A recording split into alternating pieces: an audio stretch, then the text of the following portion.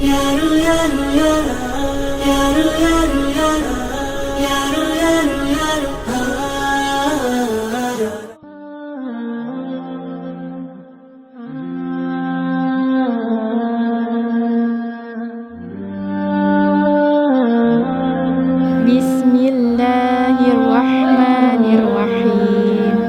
Bismillahirrahmanirrahim.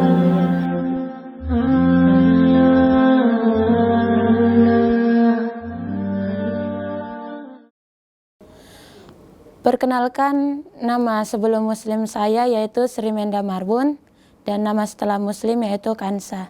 Saya berasal dari Sumatera Utara. Masuk Islamnya itu tanggal 15 April 2020.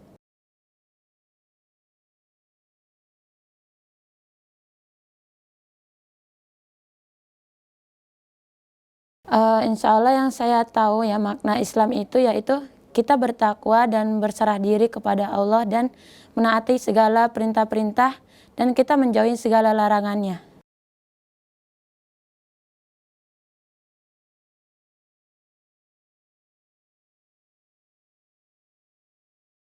Jadi awalnya pertama kali kayak pengen banget tahu itu apa Islam semenjak pernah makan bareng bersama keluarga di sebuah restoran. Terus kebetulan di samping kita itu ada keluarga yang menggunakan cadar. Terus keluarga saya langsung bilang, ini kan negara Indonesia gitu, kenapa harus pakai cadar? Ini kan kayak nggak bagus gitu, kata mereka, kayak dicemooh gitulah maknanya. Nah semenjak itu saya kan melihatnya, wah bagus gitu, tertutup gitu kan. Di situ saya belum mengerti itu apa Islam dan bahkan belum tahu sama sekali. Semenjak hal itu saya semakin pengen tahu cadar itu di ajaran mana sih diajarin gitu kan. Karena kalau di agama saya sama sekali nggak ada yang namanya cadar, bahkan masih asing banget gitu dengan cadar kalau di agama saya. Dan semenjak itu selang beberapa bulan saya cari tahu dan akhirnya tahu saya kalau cadar itu ada di Islam.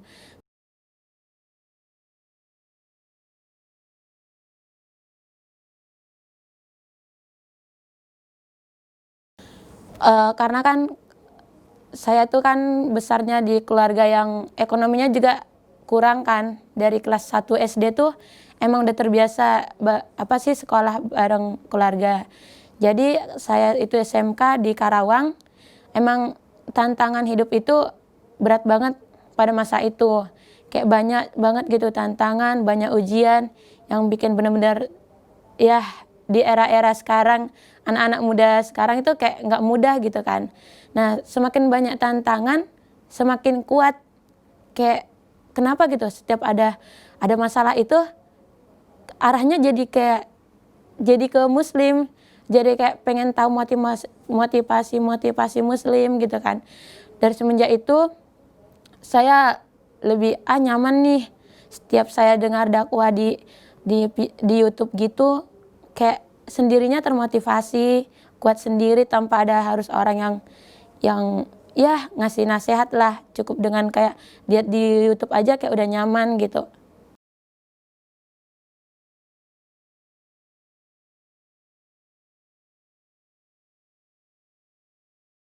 Pernah di suatu ketika emang kayak lagi ngedown banget karena kan ini berbicara tentang agama dan akhirat ya kan. Jadi kayak kayak sedih banget gitu. Kenapa sih nggak semudah ini aku bisa masuk Muslim gitu kan. Padahal niatnya kayak udah benar-benar banget, cuman keadaannya karena eh, keluarga yang nggak mendukung pastinya pasti menolak banget. Dan hampir 1 bulan itu benar-benar sakit, nggak bisa keluar dari kamar, di kamar aja tuh 1 bulan. Terus keluarga saya sempat menyebarkan fitnah kalau saya itu hamil, difitnah hamil, sampai saya dibawa ke dukun, dibawa ke rumah sakit, ternyata nggak ada. Tapi meskipun itu udah terbukti tidak ada, yang kita cewek yang juga jarang main, jarang keluar, itu fitnah itu benar-benar kayak sampai sekarang itu kayak benar-benar masih sakit banget itu. Kayak di sisi lain mereka kayak merendahkan diri aku banget gitu. Disitulah kayak ini benar-benar sakit banget tantangan buat aku. Tapi aku percaya mungkin dengan tantangan itu Allah menunjukkan hidayahnya.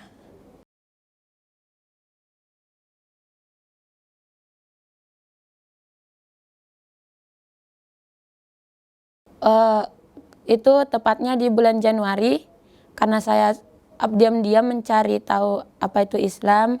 Terus pas saya udah benar-benar meniatkan untuk Islam, cuman waktunya belum tepat karena di situ juga lagi masa-masanya ujian juga kan, semester terakhir. Terus saya tuh udah ada Al-Quran, ada mukenah di rumah sama belajar-belajar Iqra. Suatu ketika tuh ketahuan nih ada Al-Quran, ada mukenah sama keluarga saya. Saya diinterogasi malamnya, dan di situ bahkan bukan cuma diinterogasi dengan hal yang lembut doang, sampai kata kasar dan bahkan hampir main tangan dan main pukul itu hampir. Dan semenjak itu saya ngedown banget karena pertama kalinya kan mau dipukul, dikasarin kayak gitu, nggak pernah sama sekali kan. Pas paginya saya berniat untuk kabur dari rumah, nggak apa-apa, nggak tamat sekolah, yang penting aku bisa masuk Islam. Pikirannya kayak gitu. Mikirnya tuh, oh nanti kalau udah mutusin sekolah nih, kayaknya bisa deh langsung masuk Islam. Dengan pemikiran aku segampang itu. Ternyata ujian itu nggak sampai di situ doang. 1 minggu keluar dari rumah, ternyata keluarga nyariin dan bahkan dilaporin ke polisi dan nyari ke sekolah. Dan pihak sekolah ngasih tahu kalau aku tuh ada di sekolah. Dari situ tadinya udah mau dipulangin ke kampung, ke orang tua, cuman ada pilihan-pilihan lain yang membuat akhirnya tetap sekolah. Dan itu benar-benar kayak rumah yang udah asing gitu, yang mereka udah taunya aku pengen muslim, dan setiap hari minggu itu dipaksa lagi ke gereja. Jadi tuh kayak hati aku itu benar-benar hancur banget. Hati aku tuh Islam, tapi badan aku harus melangkahkan ke gereja. Itu benar-benar sakit banget, dan itu bukanlah hal yang mudah buat aku.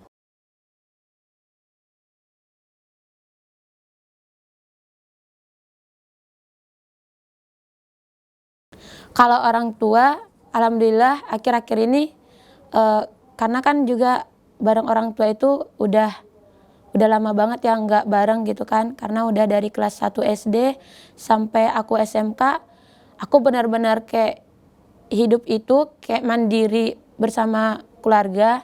Jadi orang tua itu cuman awal-awalnya doang, kayak ya namanya orang tua kan mikirnya aku ini pengen ngasih yang terbaik buat anak aku. Cuman kita kan apalagi ngomongin agama, ini kan hak kita mau kemana gitu kan. Orang tua sempat nangis dan bahkan sakit, dan ketika aku ngedengar orang tua sakit, itu kayak bukan goyang, tapi ya Allah, aku ini udah masuk Islam gitu kan waktu itu. Kenapa harus ada cobaan dengan orang tua gitu kan. Meskipun udah lama gak bareng orang tua, rasa sayang itu gak mengurangin gitu. Meskipun gak pernah dibiayain sekolah, gak pernah kayak ayo nak makan gitu, gak pernah diperhatiin kayak gitu. Tapi yang namanya juga wanita, hatinya itu kan rapuh kan, kayak tetap gitu gak mengurangin kasih sayangnya gitu. Jadi ya Allah, tolong kuatkan aku, jangan hanya karena kayak gini aku ngedown. Kuatkan aku, jangan sampai gara-gara ini aku putus asa gitu. Dan alhamdulillah meskipun orang tua awal-awalnya nolak dan bahkan sampai sakit, tapi akhir-akhir ini orang tua, ya udahlah nak, kamu udah mandiri, udah dari kecil kamu udah cari hidup sendiri gitu kan, udah tahu mana yang terbaik, yang penting kamu rajin belajarnya, kalau itu yang kamu pilih kamu harus serius, katanya gitu. Cuman di keluarga lain kayak ya paman gitu, bibi, sama sekali nggak ada yang menerima, ya cuman orang tua lah gitu yang menerima.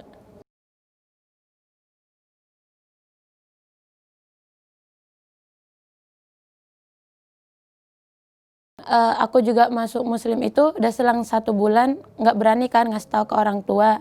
Orang tua taunya aku itu udah nggak ada di rumah keluarga karena keluarga sendiri yang ngasih tahu.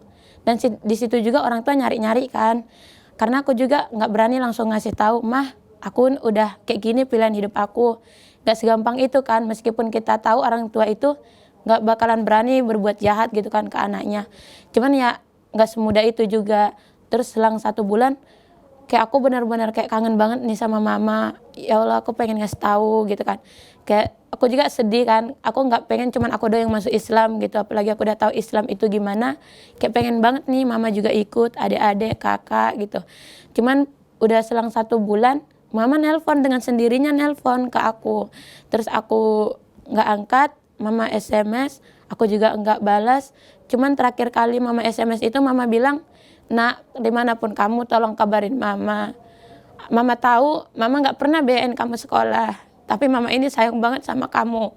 Mungkin ya keluarga kita lagi emang ekonominya kayak gini gitu kan. Apalagi kan emang ayah itu udah dari kecil aku menjalani hidup, emang ayah itu udah lama banget kan meninggal. Jadi yang berjuang itu nyekolahin adik-adik sama kakak dulu, itu cuman mama doang yang banting tulang gitu. Terus mama bilang, apapun pilihan kamu, mama udah tahu, kamu itu udah masuk Islam, katanya gitu. Tapi kamu tolong jangan bikin mama itu semakin patah hatinya. Kasih tahu kamu di mana, mama nggak akan larang kamu, katanya gitu. Semenjak itulah aku beraniin nelpon ke mama. Mama memang nangis di situ kan. Mama nangis dibilang, "Nak, nanti kalau kamu pulang ke rumah, mama nggak bisa lagi dong masakin buat kamu," katanya gitu. "Karena makanan kita ada beda," katanya. Terus aku yakinin mama, "Ma, kita tuh nggak beda. Cuman ada hal yang mama bisa makan, aku nggak bisa makan. Cuman apapun yang mama masak, selagi itu halal di agama yang aku peluk sekarang, nggak ada yang bikin kita itu beda," aku bilang gitu ke mama. Terus aku bilang ke mama, "Ma, meskipun sekarang agama kita beda, aku di setiap doa aku itu, aku selalu bilang, ya Allah tolong, jangan cuman aku doang yang nanti bahagia di akhirat. Tolong selamatkan ibu aku yang udah berjuang buat aku dan adik-adik aku, kakak aku." Terus setelah udah mama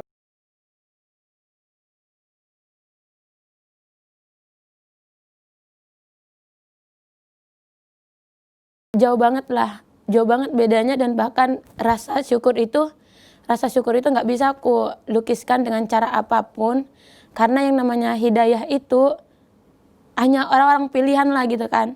Kayak kadang aku bilang, ya Allah, aku merasa ini kayak surprise banget gitu setelah aku melewati banyak tantangan hidup. Nggak nyangka gitu Allah milih aku juga untuk bisa masuk Islam. Kadang aku juga berusaha memperbaiki diri sebagai bukti kalau aku ini bersyukur banget atas hidayah Allah. Ya perbedaan itu banyak ya, dari kita segi beribadah itu, ketenangan beribadah, dalam bergaul, dalam cara memakan sesuatu itu benar-benar diatur banget gitu. Kita punya pedoman yaitu Al-Qur'an. Disitulah kita hidup kita tuh semakin teratur dan semuanya ada batasnya gitu. Nggak seenaknya aja kayak dulu kan di agama sebelumnya, ya kita mau pakai baju apa ya terserah gitu kan, nggak ada yang larang kita. Terus kita mau makan apapun nggak ada yang larang kita. Dan sekarang itu semuanya ada yang atur kita gitu.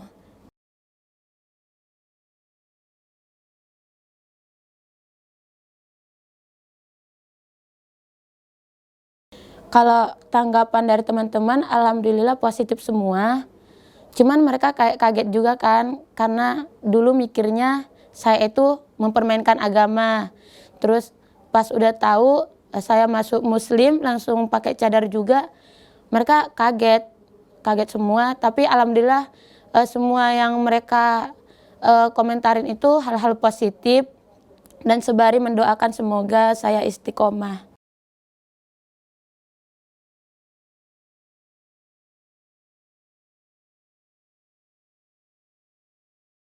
Awalnya itu mikirnya kayak gini ya kan, aku tuh kayak mikirnya dengan cara aku mondok lah kayaknya aku bisa kayak ngebuang sifat-sifat kita yang buruk-buruk itu, mengubah pola hidup kita itu kan gak semudah membalikkan telapak tangan, dan bahkan butuh proses yang lama gitu.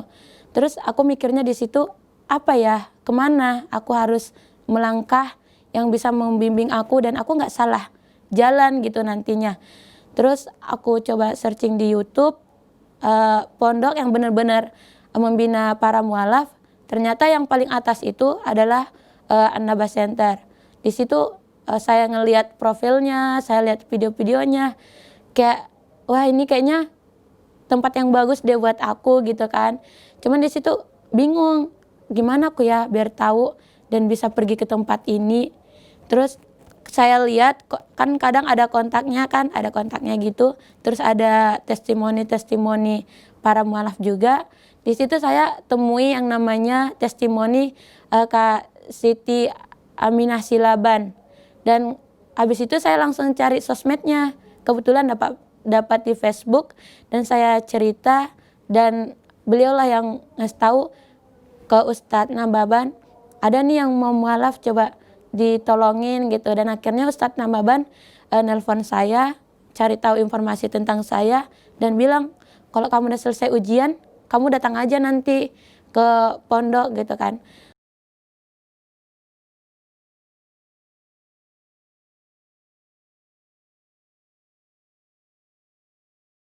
Mungkin kalau ditanya keindahan di Islam itu, segimanapun kita nggak bakalan bisa selesai ceritain ya, saking banyaknya.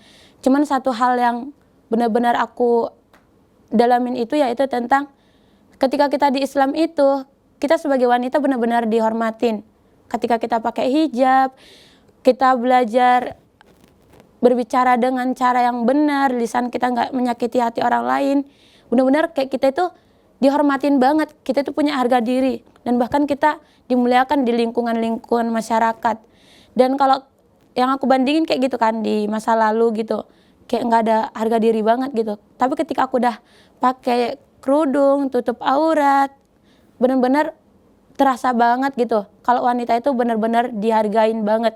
Karena makanya itu aku kayak merasa, ya Allah sayang banget ya teman-teman dan saudara-saudara aku yang di luar sana, ternyata Islam itu kayak gini. Kayak kadang gimana ya cara aku ngasih tahu yang biar mereka nggak tersinggung dan mereka sadar ketika mereka pakai hijab itu bukan lagi dikatakan kayak ibu-ibu gitu, justru dihargain dan emang punya harga diri.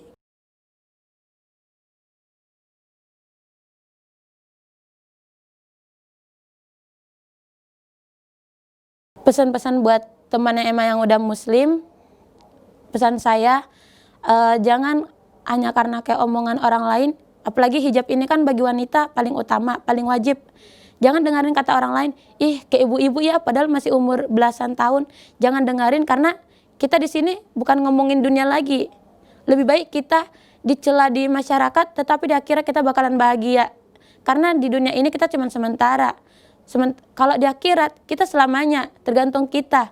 Kalau kita bisa menjalani perintah-perintah Allah di jalan yang benar, insya Allah kita bakalan indah nanti di akhirat. Cuman kalau kita ngelarang semua yang dilarang ke kita itu, tapi kita nggak ada jalanin gitu, perintah-perintahnya nggak kita jalanin, kewajiban kita nggak kita penuhin, gimana nanti kita di akhirat gitu. Terus buat teman-teman yang lagi nyari agama atau yang lagi emang berjuang buat Islam, satu kata yaitu jangan menyerah. Karena kalau di dunia kita menyerah, ingat nanti di akhirat apa yang akan kita dapat balasannya. Kalau kita kuat di dunia, berjuang, berjihad dan berkorban untuk Islam, apapun kita korbanin, keluarga pun kita korbanin, insya Allah nanti di surga dan di akhirat kita bakalan terima balasan yang terbaik. Allah.